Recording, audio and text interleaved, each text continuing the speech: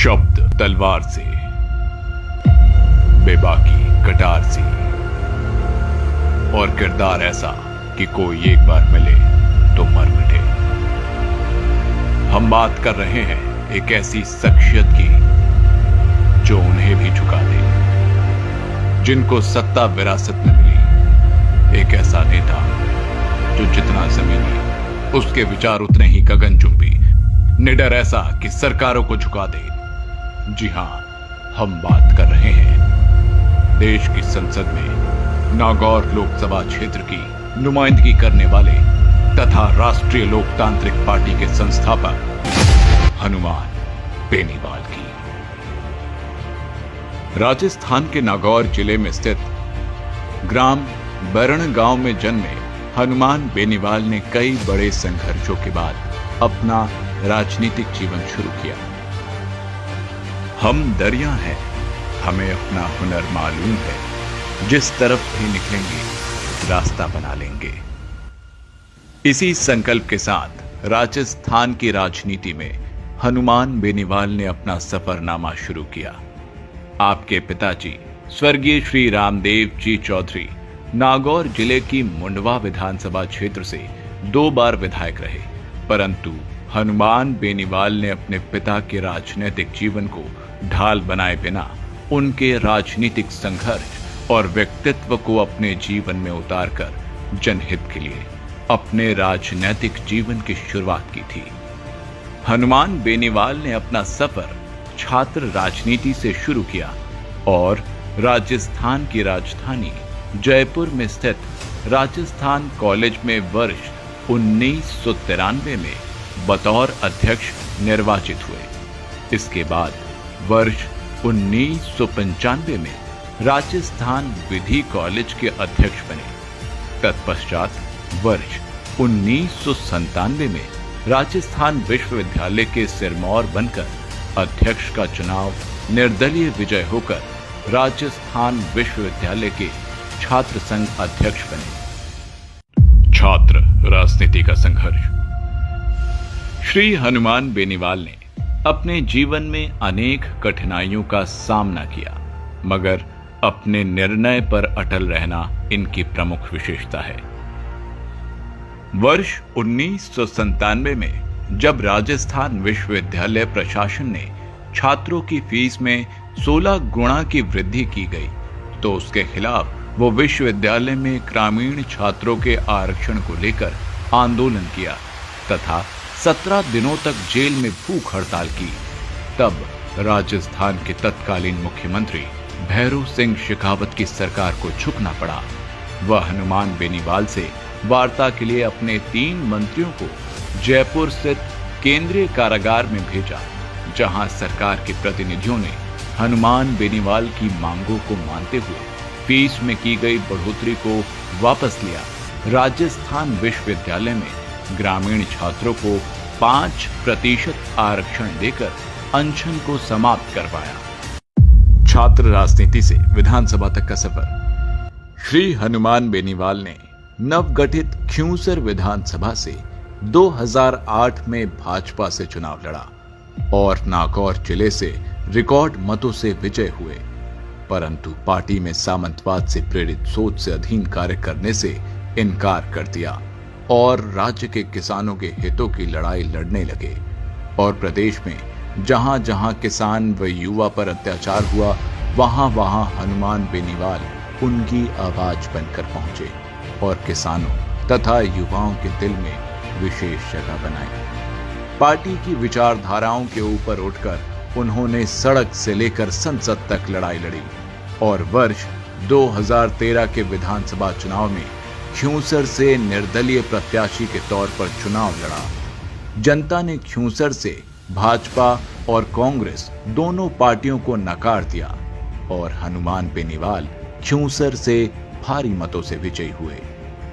इनकी लोकप्रियता का अंदाजा इसी बात से लगाया जा सकता है कि वर्ष 2013 विधानसभा चुनाव में तत्कालीन गुजरात के मुख्यमंत्री व वर्तमान प्रधानमंत्री श्री नरेंद्र मोदी जी ने खियूंसर क्षेत्र के कुचेरा कस्बे में जनसभा भी की। इसके बावजूद भारतीय जनता पार्टी व कांग्रेस के प्रत्याशियों को भारी मतों से पराजय का सामना करना पड़ा।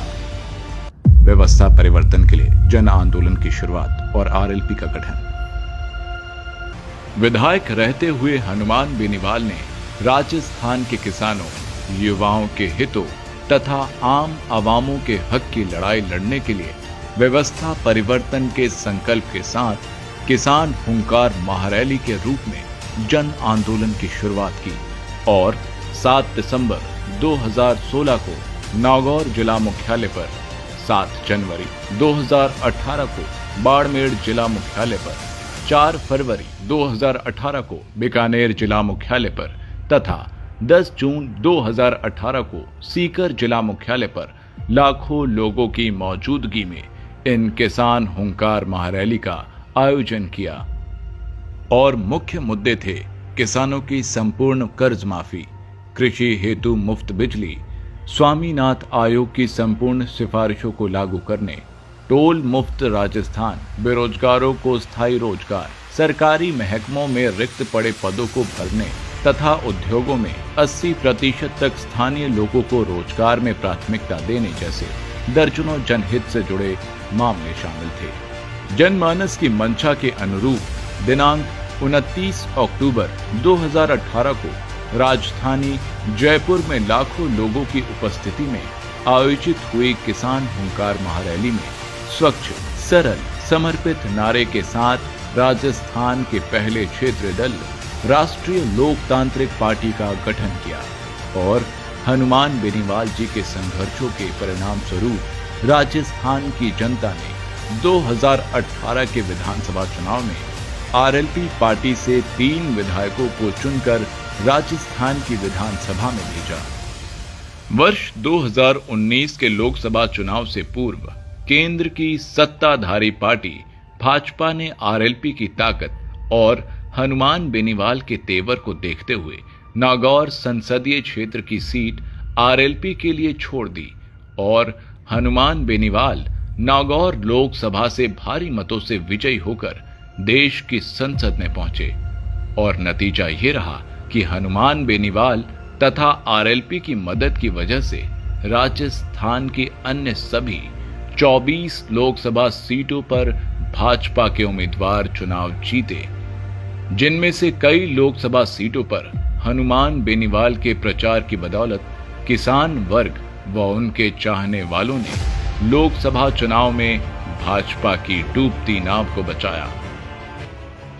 देश की सबसे बड़ी पंचायत लोकसभा में हनुमान बेनीवाल ने अपने तेवर और अंदाज बरकरार रखा और जिस बेबाकी से उन्होंने राजस्थान की विधानसभा में जनता के मुद्दे में अव्वल रहे, उसी तर्ज पर संसद में ईआरसीपी, आरक्षण, महंगाई तथा किसान, दलित व वंचित तथा पिछड़े तबके की आवाज को बुलंद किया तथा राजस्थान के सभी सांसदों में से जनहित के मुद्दे उठाने में अव्वल नजर आए।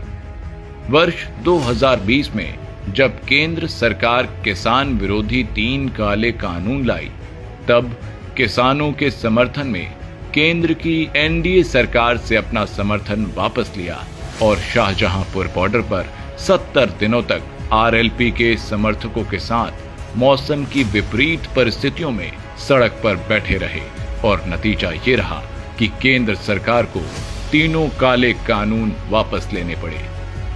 भारतीय सेना में जब अग्निपथ नाम की योजना लाकर संविदा भर्ती प्रारंभ की, तब देश में सबसे पहले सांसद के रूप में हनुमान बेनीवाल ने सेना को ठेके पर देने की योजना का विरोध किया और जून 2022 में जोधपुर मुख्यालय पर अग्निपथ योजना के खिलाफ 2 लाख युवाओं की रैली करके कड़ा संदेश केंद्र की सरकार को दिया। वहीं देश के लिए मेडल जीतने वाली पहलवान बेटियों के मान सम्मान की लड़ाई में सबसे पहले उनका साथ दिया तथा प्रदेश भर में पहलवानों के समर्थन में राष्ट्रीय लोकतांत्रिक पार्टी ने प्रदर्शन किया।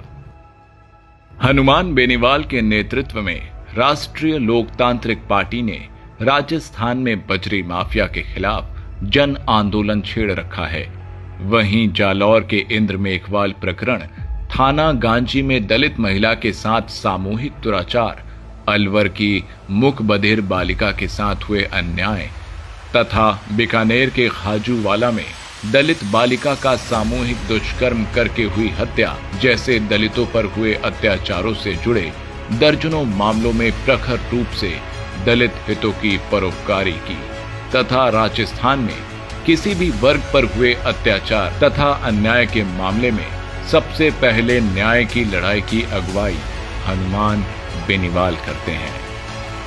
संघर्षशील, कर्मठ, बेबाक तथा मिलनसार छवि के धनी हनुमान बेनीवाल के घर के दरवाजे हमेशा लोगों के लिए खुले रहते हैं और बिना किसी भेदभाव के साथ हर वर्ग और समाज के काम इनके द्वारा किए जाते हैं। एक महान व्यक्तित्व के नेतृत्व में बनी राजस्थान की पहली क्षेत्रीय पार्टी राष्ट्रीय लोकतांत्रिक पार्टी व्यवस्था परिवर्तन के संकल्प के साथ राजस्थान का नव निर्माण करना चाह रही है, जिसमें आप सभी का सहयोग व योगदान अत्यंत आवश्यक है। इसलिए भाइयों, अब बारी है एक होकर नए राजस्थान के निर्माण की।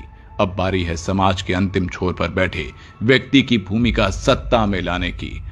अब बारी है आरएलपी को सत्ता में लाने की। इसलिए आओ चलें आरएलपी के संग। धन्यवाद।